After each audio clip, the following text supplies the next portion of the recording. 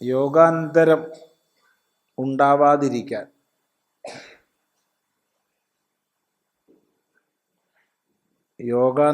ഉണ്ടാവാതിരിക്കാൻ ഒരു തുടക്കക്കാരനായ സാധകൻ എന്തെല്ലാം ചെയ്യണം?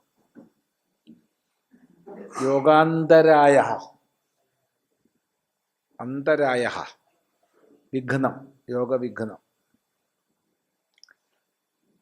യോഗാന്തരമല്ല, അന്തരായ. അവിടെ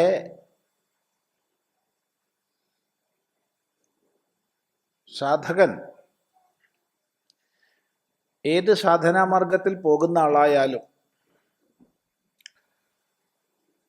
ഉണ്ടായിരിക്കേണ്ടുന്ന ഭാവന ഒറ്റ സൂത്രം കൊണ്ട് പതഞ്ജലി പറഞ്ഞു എന്ന് മഹർഷി. സതു ദീർഘകാല നൈരന്തര്യ സത്കാരാസേവിതോ ദൃഢഭൂമി എന്ന സൂത്രം ഇന്നലെ പറയുകയുണ്ടായി. അപ്പൊ ദീർഘകാലം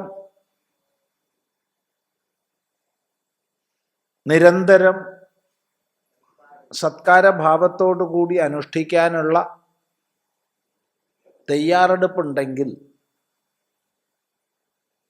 എല്ലാ വിഘ്നങ്ങളും പോവും.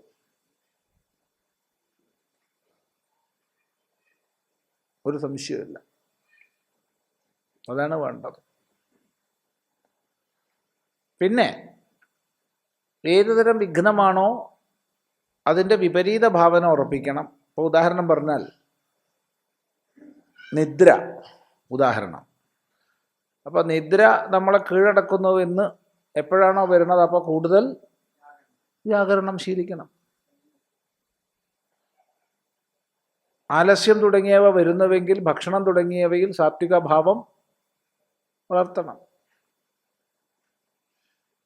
അങ്ങനെ ഓരോന്നും യഥോപായം പ്രവർത്തിക്കുക എന്നുള്ളതാണ് മുഖ്യമായി പറയാനുള്ളത്. അതെ, ഇവിടെ നാത്യശ്നതസ്തു യോഗോസ്തി തുടങ്ങിയ വാക്യങ്ങളെ അവിടെ ശ്രദ്ധിക്കുക.